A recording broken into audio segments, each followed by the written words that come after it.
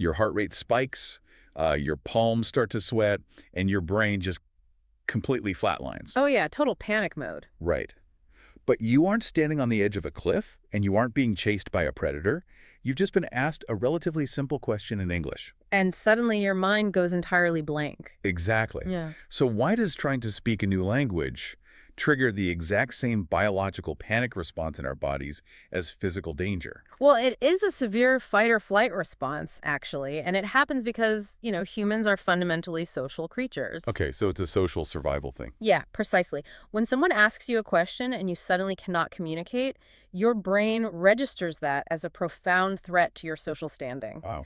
The vocabulary is sitting right there in your head, logically. Yeah, you know the words. Right, but the neurological bridge to your actual voice is just completely shut down by anxiety. That paralysis is exactly what we are tackling today. Yeah. If you are listening right now and you have ever felt that cold sweat when you need to speak English, We all been there. for sure. If you constantly run sentences through a mental grammar check, like 3 times before you open your mouth, only to just stay quiet anyway, this deep dive is designed specifically for you. It really is.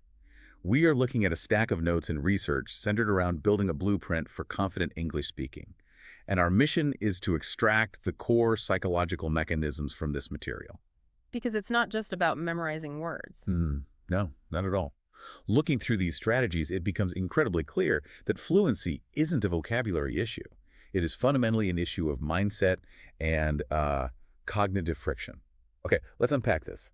I love that framing. When you look at the underlying philosophy connecting all the strategies in this material, the entire focus shifts completely away from the academic illusion of perfect English. Right, perfect English doesn't really exist in the wild anyway. Exactly. Instead, the notes guide the learner toward effective functional communication. The material is essentially arguing that to become a fluent speaker, you have to stop trying to act like a flawless dictionary. Which is impossible. Right, and start operating as a practical communicator who actively expects to encounter friction. So let's start right there, with the mental roadblocks that cause that friction in the first place. Because the material draws a very direct causal line between the fear of making mistakes and the absolute necessity of starting small. It's the first major hurdle. Yeah, the notes explicitly state something that sounds so obvious but gets completely ignored. Mistakes are normal. They are. It even highlights that native speakers make mistakes constantly. All the time. And because of that baseline reality, the directive to the learner is to abandon the pursuit of perfect English immediately and instead, start with very simple, small sentences. Like incredibly simple. Yeah, the examples given are almost basic to a fault. Things like, I need help or I don't understand. The claim is that these micro sentences build strong confidence. But I have to ask about this native speaker comparison. Trying to speak perfectly formatted English right away is like trying to run a marathon without ever jogging.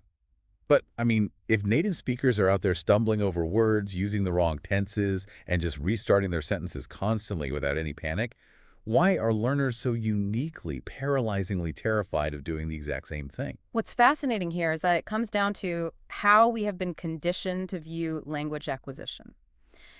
Learners are uniquely paralyzed because they are treating language like a standardized math test. Oh, interesting. Like there's only one right answer. Exactly.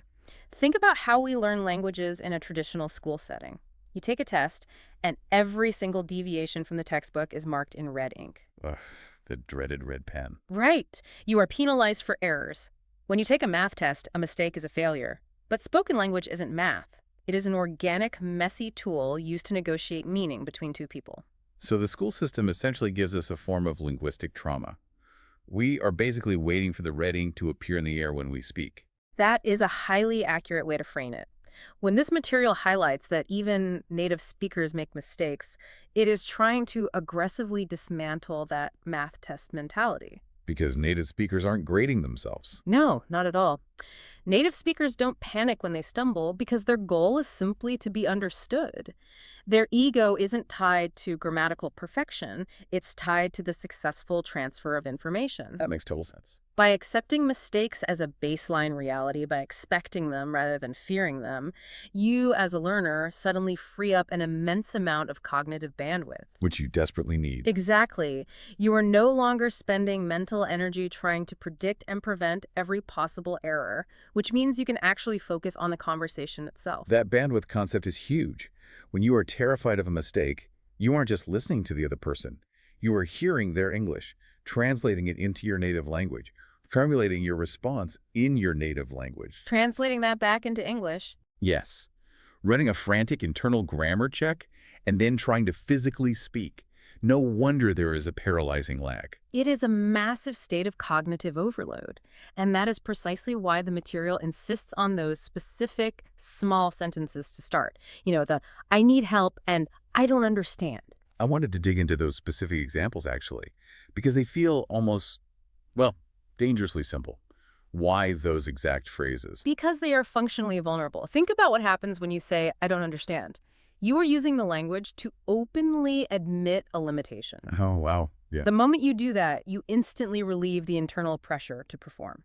You are signaling to the other person that you are learning, which manages their expectations, and more importantly, it manages your own. You're taking the mask off. Exactly. You aren't attempting to deliver a complex philosophical argument. You are just keeping the bridge of communication open. Right. The underlying sequence here is crucial. You must speak so you can learn, so you can improve. The action has to precede the improvement. You cannot learn from feedback if you never speak. And you will never speak if that reading fear is stopping the whole process. Precisely. The action has to come first. If fear of perfection is the disease, then physical repetition has to be the cure. Which brings us to the second major theme in these notes. The daily habits. Yeah. Once a learner intellectually accepts that they don't need to be perfect, how do they actually physically build this new mistake-tolerant confidence? The material points to a very specific daily habit. It does. It argues that confidence is generated exclusively from practice, not from thinking. It requires speaking for 5 to 10 minutes every single day, and it offers a highly practical, though honestly slightly uncomfortable piece of advice. Talking to yourself. Yeah. Talk to yourself if no one else is around. It is uncomfortable at first, but it is neurologically vital. Here's where it gets really interesting, because trying to build speaking confidence strictly by studying grammar in your head feels to me like trying to learn how to ride a bicycle by staring at a physics textbook. Oh, that's a great analogy. Right. Like you can memorize the equations for gravity, you can understand the exact mechanics of angular momentum and balance, and you can read about it all day long. But reading won't help you balance. Exactly. Reading that textbook will not stop you from falling over the first time you get on a bike. Yeah. You actually have to get on the seat, start pedaling, and let your inner ear physically calibrate to the sensation of balancing. Yeah. In language,